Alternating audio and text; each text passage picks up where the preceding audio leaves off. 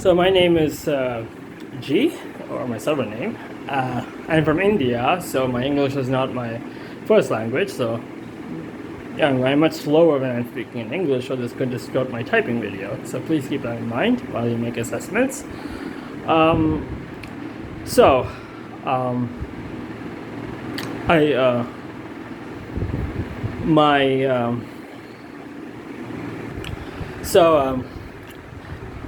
This is my self-assessment video for my typing in the School of Humanitarian Socionics. What is my profession? I'm still studying. I'm aiming for a professional course, which essentially is similar to secretarial and legal synthesis of work. I would say that I'm not the biggest fan of that work. It's very repetitive, very routine-oriented. Now, it does have a lot of thinking involved, critical thinking involved, decision-making involved, but it's a lot. There's a lot of routine orientation. There's a lot of people skills that are required, and I'm not really. I'll have to get additional training for that. I'm still studying, waiting for my results, etc. It's a very tough course. You have to, it's very usual to repeat multiple times the exams to get results, unfortunately, for me. I'm not the most disciplined person, so, I kind of, if I could concentrate completely on my subjects, I would probably have passed by now, most likely. I'm still studying. I'm not a huge fan of the profession. I took it because I wasn't a huge fan of STEM professions when I was growing up. So this offered an alternative, and it's much difficult for someone to go in India to move from a non-STEM course to a STEM course like that. So, so I'm just going completely full steam with my choice, and also this pays well. So I am financially concerned. I'm concerned about money. So I don't want to be in a position where I lack money. So I'm choosing this because it'll provide me with the funds that I need to sustain my private life, which is where I'm concerned with my hobbies. So let's talk about my family. I live with my parents, even at this age. My brother is pretty much my only friend right now. We share some time together, watch some games together, watch some movies together, play games together, play like online games, and that's to the extent of the relationship I have with him for the most part. I try to get him into these typology related things, and he just scoffs because he has no interest in those things. I'm probably like the only person that I in my sphere that actually has any interest in this stuff. I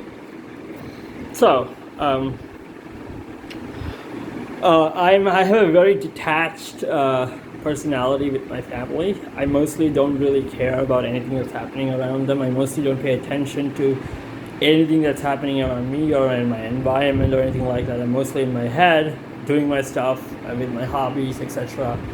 I don't even know, like, if my parents have a problem, I have no idea of knowing. I assume they can take care of themselves.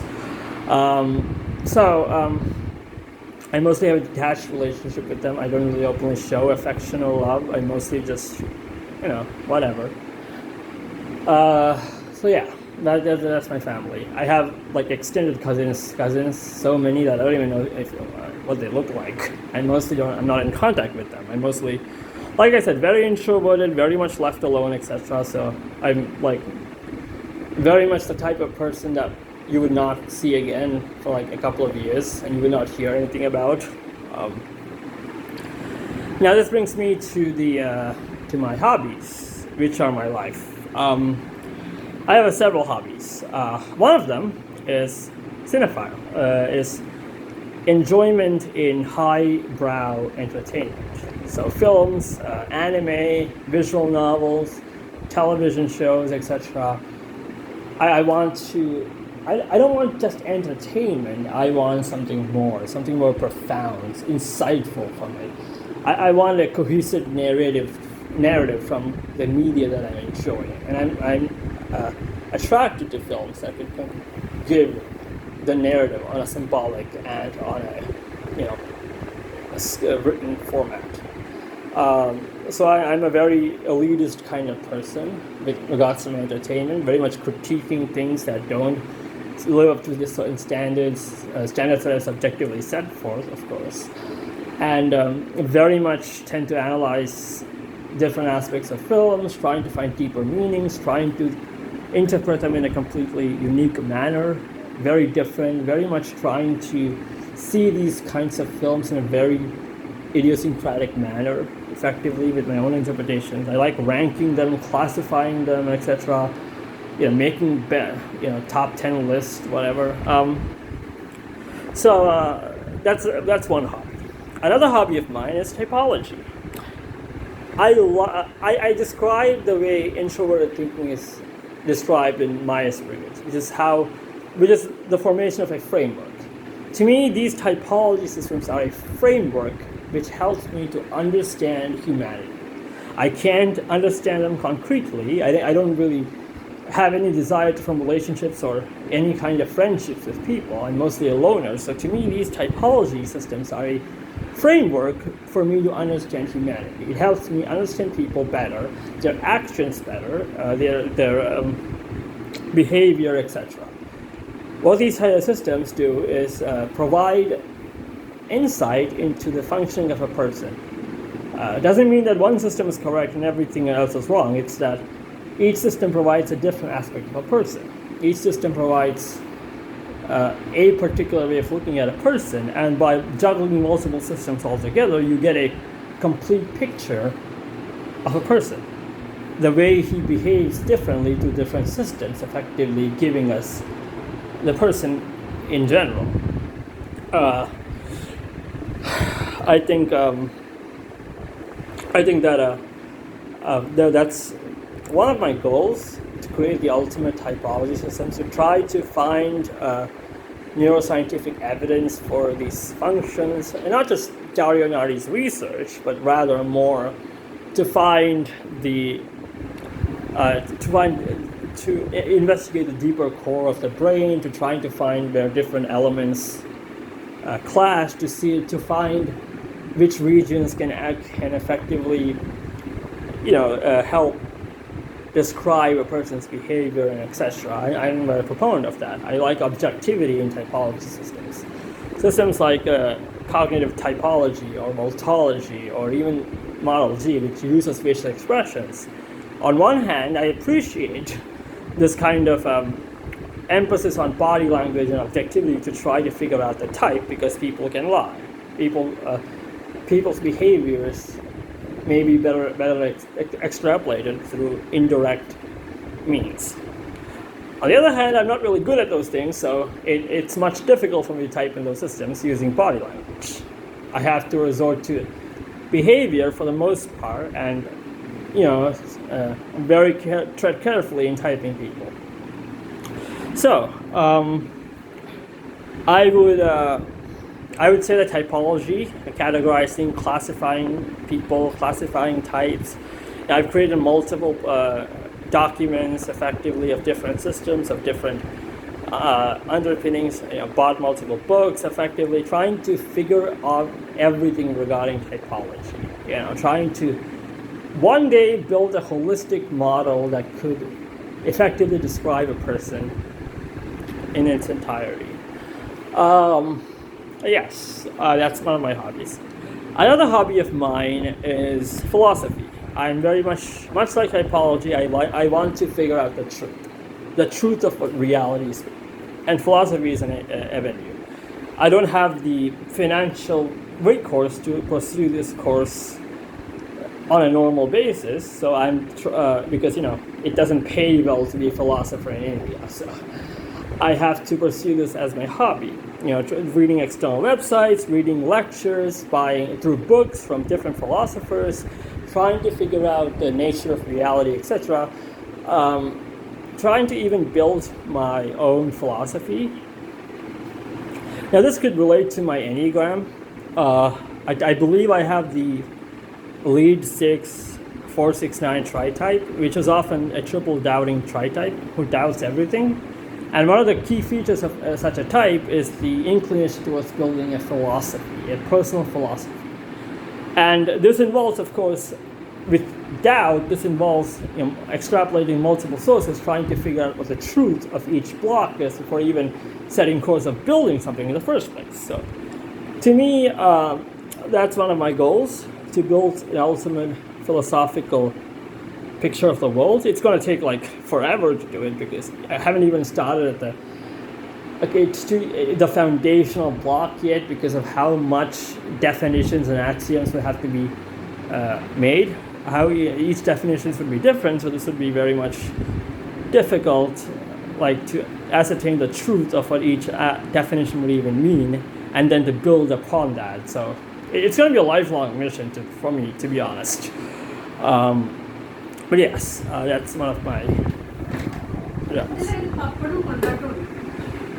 So another hobby of mine is watching reaction videos. This involves. This is a way for me to get entertainment out of things. Watching other people react to things that I haven't reacted or that can't bother reacting alone. It's a way for me to get entertainment, emotional expression. Since I'm a loner who spends most of his time indoors alone, I don't have much friends. I don't even interact with people online because of my secrecy, because I'm a very shy and private person. Making this video itself took like ages for me to do.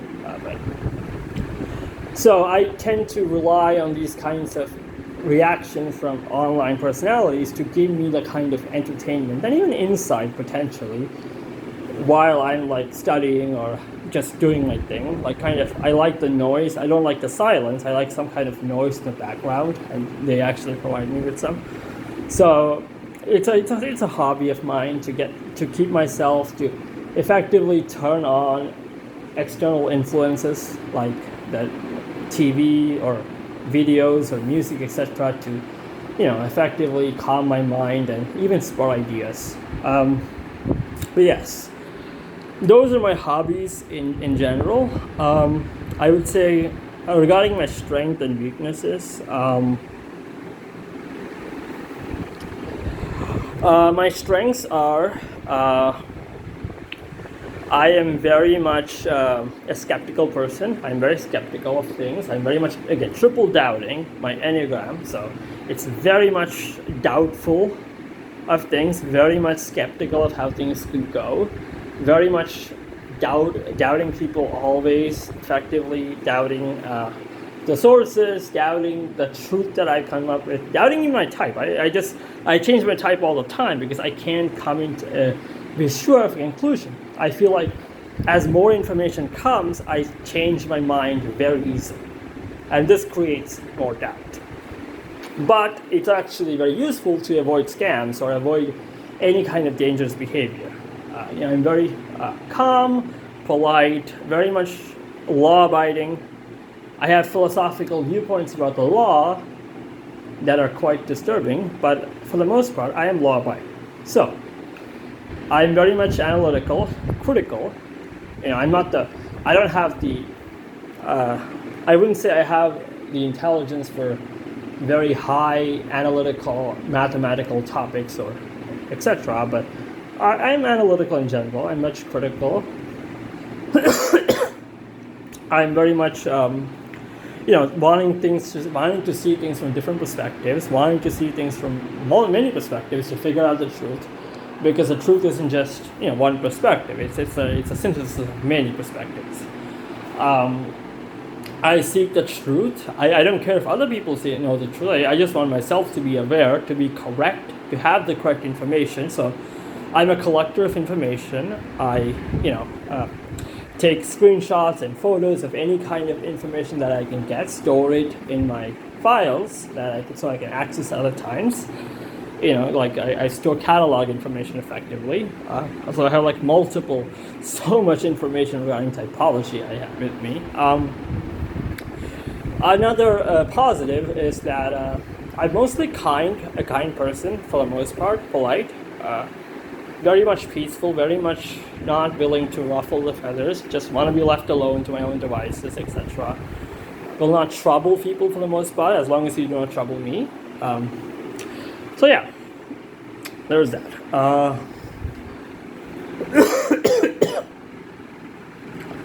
I will always be honest. Integrity is a big part of me. I want to be honest, to seek the truth, to want to tell the truth, even in a blunt manner. I don't care about your feelings. I will tell you things as it is, or if I don't, I won't tell you anything at all. I just want to be left alone. I will not lie to you. I will only tell the truth. That's one of my core qualities that I carry. Honesty. Those are only the positives I can think of. Really, I see myself in a quite negative light. It's just like I can see the worst aspects of myself much more clearly than the positives. My negatives are I am very much not emotionally reactive enough. It's not completely like a robot, but still it's like inconsistent. The emotional reaction, it sometimes is high, but sometimes it's not there. It's just it's very inconsistent. It can sometimes come, but for the most part, I mostly have a blank face. Like even smiling is difficult for the most part. I don't even smile at pictures.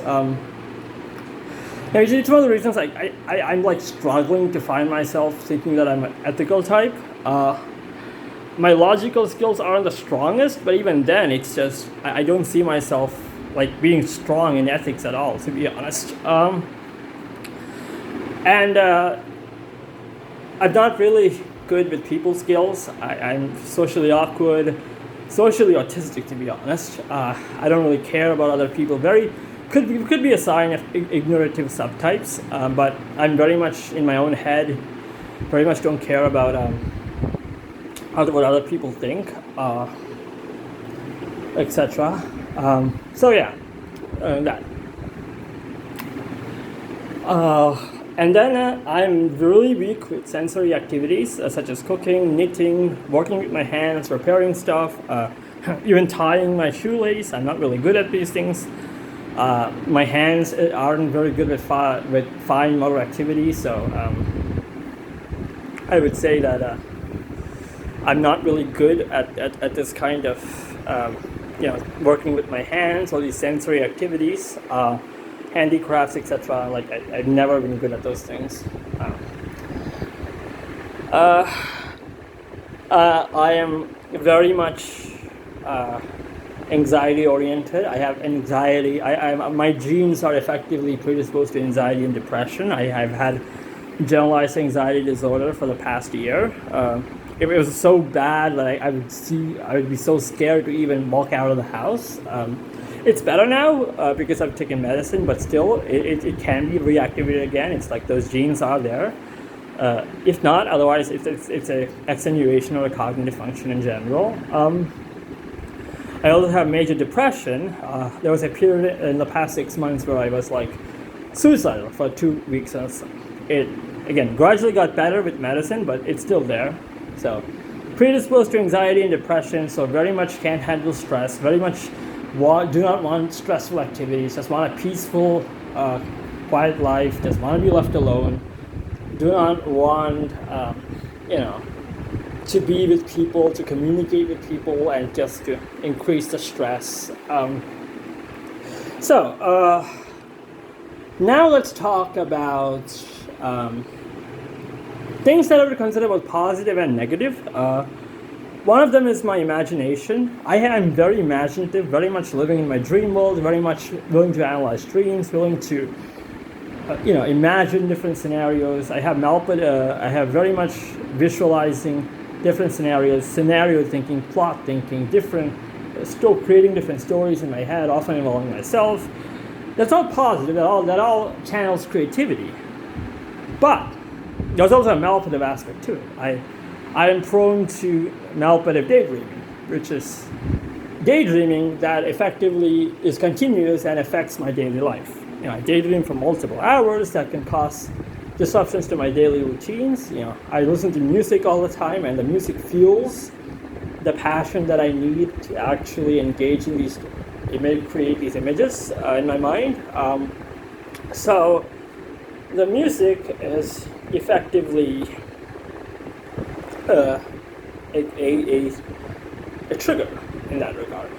And what I would say is that because output image streaming affects me in my daily life, it's a negative aspect of daydreaming. Another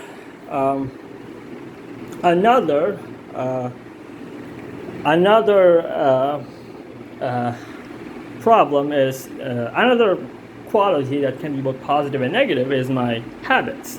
I'm very comfort oriented, very much routine oriented, wanting to, and this has been me for the past couple of years. I'm very stagnant, living in a place, not willing to try different things, eating the same food over and over again, not willing to go on adventures, just in the same place. Like, why bother visiting an art museum when you can literally, obtain that art museum through the internet? Like, why bother, basically, getting up and doing something? I'm lazy. I'm effectively lazy. Can work hard if I want to, but the motivation for the most part isn't there. So I'm very much laziness. I was going to do something very quick, but so I'm stuck in my routine, my comfort. I can get stuck in bad routines and just completely give into those routines, even if it's not good for me.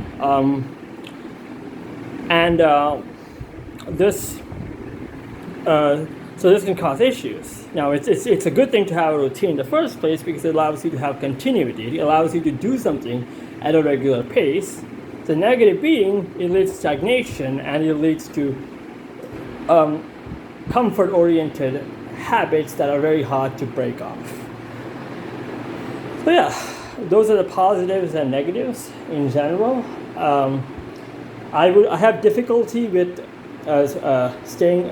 concentrating on something for a very long time. I need to switch up, to change my gears, to look at different things, to effectively recharge myself. It's almost impossible for me to maintain a consistent rhythm. Like, I need multiple things to do for that. So that could be a sign of irrationality or a initiating term, subtype, but whatever. I do know that I don't have consistent work capacity. And it's not something that I'm comfortable with, effectively. Yeah, there's my typing video. I hope this. Another negative or positive, however you want to look at it, is my take on morality. I am very much, a relativist on moral issues, and this could mean a lot of things. This could mean very much even forgiving the horrific acts for the most part, not really caring about it, but also will lead to I'm low in agreeableness in the big five, and thus this could effectively mean that I don't really have a sense of compassion or morality for different things. I don't really care about your worries, etc. So again, depends on how you look at it. It would come off as positive or negative qualities. So again, I'm just listing them out. But yes, that's it for the typing videos. I hope this was enough. I would